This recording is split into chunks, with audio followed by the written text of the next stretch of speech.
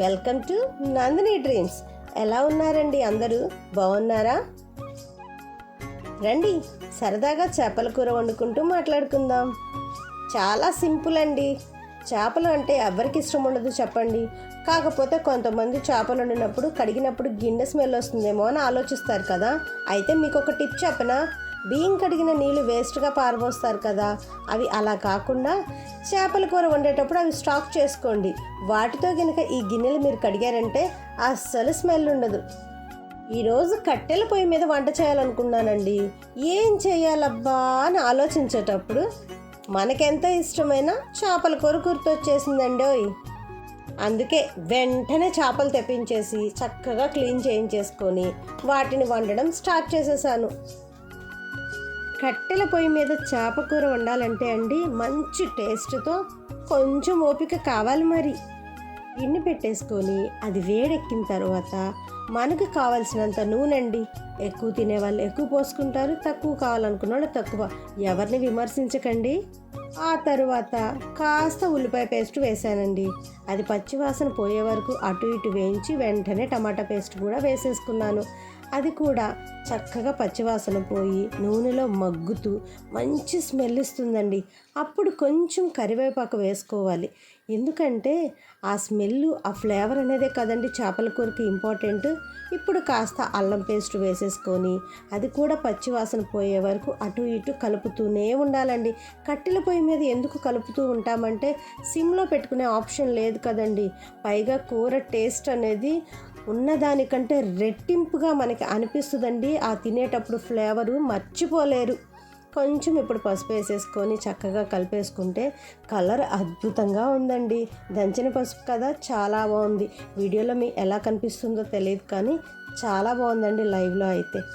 కట్టెల పొయ్యి మీద ఏ కర్రీ వండినా కూడా అద్భుతమే కదండి. మీకెందుకు తెలీదు? మన ఇంట్లో మన పెద్దవాళ్ళు ఉండారు కదా. ఇప్పుడు ఎవరికి టేస్ట్కి తగ్గట్టుగా వాళ్ళు కారం ఎక్కువ తినే వాళ్ళైతే ఎక్కువగా వేసుకుంటారు, తక్కువ తినే వాళ్ళైతే తక్కువగా వేసుకుంటారు. కానీ టేస్ట్కి సరిపడా అయితే వేసుకోండి. చక్కగా కారం కూడా వాటికి పట్టేలాగా అలా ఫ్రై చేసేసుకుందామండి. ఇవన్నీ చక్కగా ఫ్రై అవుతూ ఉన్నాయిలేండి. జీవితంలో ఓపిక అనేది చాలా అవసరం అండి. ఇప్పుడు చూడండి, ఈ చేపల కూర వండడం ఎంత ఓపికతో కూర్చొని మంట దగ్గర పొగ తట్టుకుంటూ ఎంత ఇష్టంగా చేస్తున్నాం. లైఫ్ కూడా అంతేనండి. ఏ ఒడిదుడుకులైనా, ఏ కష్టాలైనా, ఏ బాధలైనా, ఏ కన్నీళ్ళైనా తట్టుకొని నిలబడితే మాత్రమే మనం ముందుకు వెళ్ళగలమండి. జీవితం చాలా విలువైనది కదండి.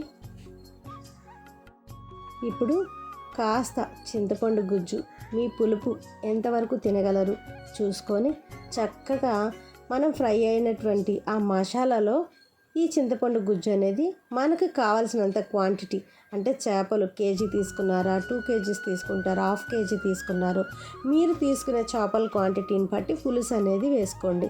ఆ పులుసు వేసిన తర్వాత అప్పుడు సాల్ట్ వేసుకోండి. గల్లుప్పు వాడేవాళ్ళు గల్లుప్పు కూడా వాడుకోవచ్చు. ఇప్పుడు కాస్త మంట పెద్దగా పెట్టేసుకొని ఆ పులుసు మరిగేలాగా పొయ్యి మీద అలా వదిలేసేయండి. మా అమ్మమ్మ అండి ఎప్పుడు కట్టెల పొయ్యి మీదే వంట చేసేది. మా ఇంటికి వచ్చినప్పుడు వంట చేయమంటే గ్యాస్ మీద నాకు రాదు, నేను కట్టెల పొయ్యి మీద మాత్రమే చేస్తానని తనే 4 రాళ్ళు ఏర్పాటు చేసేసుకొని పొయ్యి పెట్టేసుకొని చక్కగా వంట చేసేది. అప్పుడు పిల్లలందరూ మా పొయ్యి చుట్టూ కూర్చొని మా అమ్మమ్మతో కబుర్లు చెప్తూ ఆ రోజులే వేరండి. మళ్ళీ తిరిగి రమ్మన్నా రాని రోజులు అవి. మన పులుసు అనేది ఇంకా మరగలేదండి, మరగడానికి సిద్ధంగా ఉందన్నమాట. ఈలోపు నేను ఒక మాట చెప్పనా? జీవితంలో ప్రతి మంచి వాళ్ళు చేసే అతిపెద్ద తప్పేంటో తెలుసా అండి? మనల్ని లెక్క చేయని వాళ్ళను కూడా మనం ప్రేమించటం.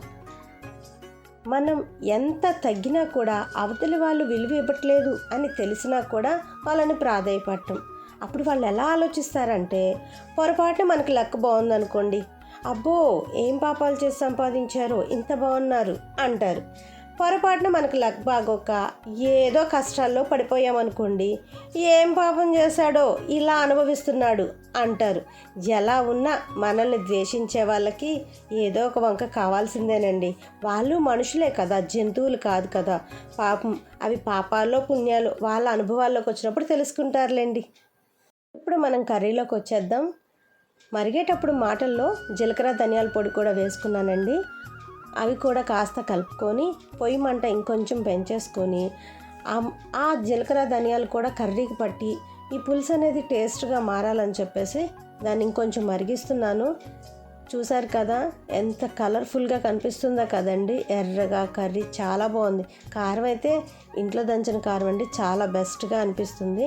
పులుసు మరిగిపోయిన తర్వాత ఇంకేం చేయాలి, చేప వేసేసుకోవాలి. సో ఈ చేపలు కూడా నేను ఆ పులుసులో వేసేసుకొని మరిగిస్తున్నానండి. మీ ఇంట్లో చేపల కూర ఇంకొక స్టైల్లో చేసుకొని ఉండొచ్చు కదా. ఈ స్టైల్ చూసి మళ్ళీ వేరేలా అనుకోమాకండి. మేము చాలా రకాలుగా వండుతామండి. ఒక్కోసారి మా అమ్మ అనుకోండి అన్నీ కలిపి పెట్టడం అలా చేస్తారు. ఇంకొకసారి చేప కాస్త ఫ్రై చేసుకొని పక్కన పెట్టుకొని పులుసు తర్వాత వండుకొని దానిలో ఇది మిక్స్ చేసి వండుతారు. లేదు అంటే ఇప్పుడు నేను మీకు చూపించే ఈ పద్ధతిలో చేస్తారు. చేపల కూర మన ఇష్టం, ఎన్నో రకాలుగా వండుకున్నా ఏ రకంగా వండినా అండి దాని టేస్ట్ మాత్రం అస్సలు తగ్గదు. ఎందుకు అంటే చేప అంటే అంత స్పెషల్ కాబట్టి. ఇప్పుడు కాస్త ఘాట్లు పెట్టుకున్న పచ్చిమిర్చి వేసేసానండి. చేపల కూరలో పచ్చిమిర్చి వేసుకున్నా, లేదు కొంచెం ఇష్టపడే వాళ్ళు బెండకాయలు కూడా వేసుకుంటారు, చాలా టేస్ట్ ఉంటాయండి. ఇప్పుడు మసాలా పొడి కూడా చల్లేసేసుకున్నాం. బాగా మరిగిపోతుంది పులుసు, మంట కూడా సూపర్గా మండుతుంది. పులుసు అనేది మాత్రం సూపర్ స్మెల్ వస్తుందండి.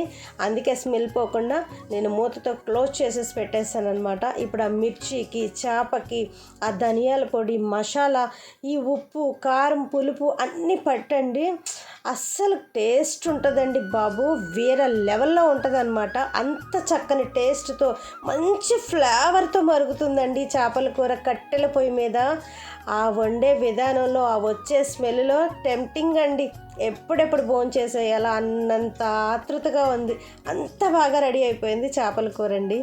నలగకుండా జస్ట్ అలా స్పూన్తో ఊరకనే అటు ఇటుగా కదిలించేసానండి కాస్త కర్రీని. ఇది చక్కని కలర్తో మంచిగా ముక్క అయితే ఉడికిపోయిందండి. స్మెల్ మాత్రం చాలా బాగా వస్తుందండి.